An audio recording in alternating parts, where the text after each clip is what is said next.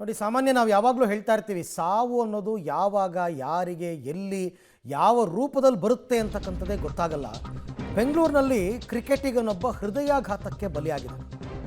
ಹೃದಯಾಘಾತಕ್ಕೆ ಪಂದ್ಯದ ವೇಳೆ ಕುಸಿದು ಬಿದ್ದು ಕ್ರಿಕೆಟಿಗ ಅಕ್ಷಯ್ 39 ವರ್ಷ ಮೃತಪಟ್ಟಿದ್ದಾರೆ.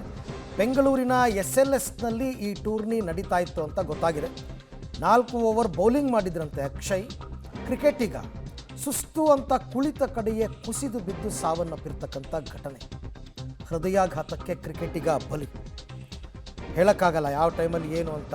ಫಿಟ್ ಆ್ಯಂಡ್ ಫೈನ್ ಆಗಿರ್ತಾರೆ, ಒಳ್ಳೆ ಕೆಲವರೆಲ್ಲ ಜಿಮ್ಗೆ ಹೋಗ್ತಾರೆ, ಬಾಡಿಯನ್ನು ಚೆನ್ನಾಗಿಟ್ಕೊಂಡಿರ್ತಾರೆ, ಅಂಥವ್ರಿಗೆ ಹೃದಯಾಘಾತ.